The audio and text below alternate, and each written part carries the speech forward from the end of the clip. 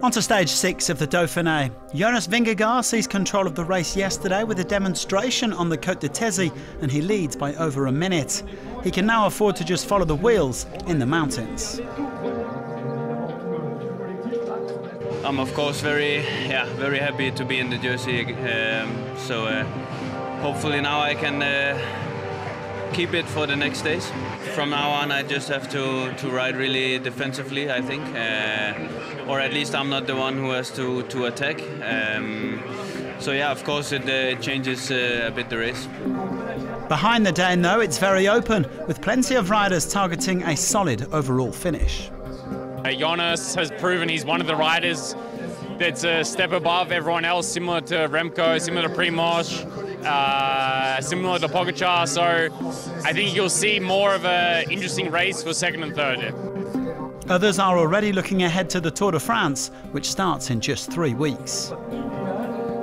Faut pas être inquiet. Bon, le Tour de France, forcément, il arrive très vite, mais voilà, la fin du Tour, la 3e semaine, et Markstein, c'est dans 6 semaines. Après, il faudra être en forme au départ, et voilà, dans tous les cas, faut pas paniquer, continuer à travailler.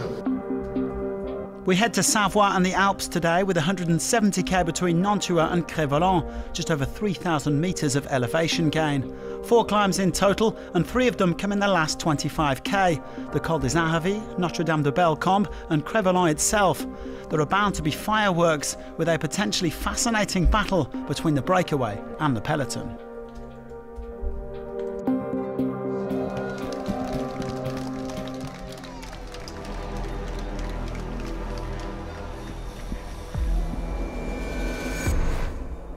It took a good hour and a half for the breakaway to form, just after Pierre Latour had led the way over the first climb. The Frenchman taking the polka dot jersey from Donovan Grandin, who had abandoned earlier in the day. 14 riders made the move, including 2 from SOUDAL Quick-Step, Baggioli and Davenant, and 3 from Total Energies, VMO, BURGAUDEAU and Verschi. They were joined by Peters, CASTROVIEJO, Amador, Zimmermann, Trentin, Jorgensen, Zingle, Craddock and Guglielmi, so some real firepower in there. Zimmermann was the best placed on GC at 6 minutes and 28 seconds. Heading into the last 40k, the road began to rise and the advantage began to fall, coming down to around 2 minutes. UNO-X and DSM setting the pace in the peloton. The bunch just controlling things on the roads of Haute-Savoie. UNO-X's Tobias Johannesson and DSM's Max Poole perhaps thinking of making a move, with Giulio Ciccone's Trek Segafredo team also putting in a few turns. The 14 breakaway riders still together as they reached the intermediate sprint, where Trentin took a maximum haul of 10 points. And it wouldn't be long before the front group splintered on the lower slopes of the Col des Aravis, 7.8 kilometres at 5.7%. Surprisingly, Jorgensen was one of the first to drop.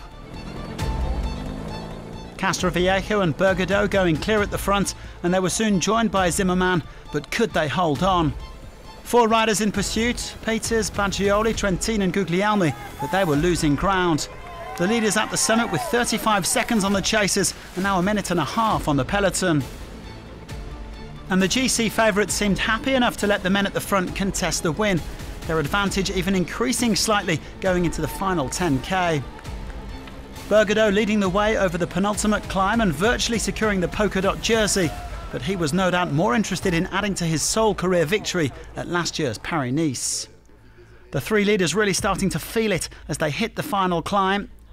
Zimmermann was the first to attack with 2k to go, and it didn't look like CASTROVIEJO or BURGAUDEAU had the legs to follow. But the German started to waver on the steepest section, and BURGAUDEAU went all in to close the gap. It would be a 2-horse race for victory. Vingegaard had a late dig from the GC group, but he didn't drop any of his rivals, and they all finished together. But who was going to snatch the win? And BURGAUDEAU's gone very, very early now to try and win today's stage. Has he gone too early? Zimmermann now counter-attacks. BURGAUDEAU had this in the bag, and Zimmermann now attacks. Zimmermann, Georg Zimmermann, Intermarché, his first World Tour win. If at first you don't succeed, try and try again. In his 9th breakaway of the year, Zimmermann finally has his first victory. The 25-year-old taking just his 2nd professional win and also the 2nd in France after a victory at the Tour de l'Ain in 2021. The German showing that he is a force to be reckoned with by securing his first triumph on the World Tour. To be honest, I cannot really believe it at this moment. I just gave my best and tried everything to be as good as possible, and it worked out perfectly all day long. I felt yesterday incredibly strong, but it didn't work out. Then today I tried again and go full gas, and in the end I win the sprint. Now I'm completely speechless. Zimmermann with his first podium finish of the season, taking the win ahead of BURGAUDEAU and CASTROVIEJO. Ciccone led in the GC favourites at 48 seconds, with Landa and Gaudu both losing more time. No problems for Vingegaard, who remains 1 minute and 10 seconds ahead of O'Connor overall. The Dane was unable to gain any time on the final climb, but he is still very much in command of the race. Laporte still leads the green jersey standings, although Trentin cut the gap to 20 points after getting into the breakaway. Alaphilippe is 3rd, ahead of Vingegaard. BURGAUDEAU didn't get the stage win, but he comes away with the polka dot jersey after moving on to 13 points. His teammate Latour is 2 back, followed by Vingegaard and Zimmermann on 5 apiece. Bjerg is still in the white jersey, but his lead is down to a measly 2 seconds over Johannesson. Champoussin, Poul and Rodriguez are all within 20 seconds. Saturday is a proper mountain stage. The riders will tackle the Col de la Madeleine, the Col de Mollard and the Col de la Croix de Fer, 4,000 metres of climbing in just 148 k's. It'll be spectacular. Do join us tomorrow.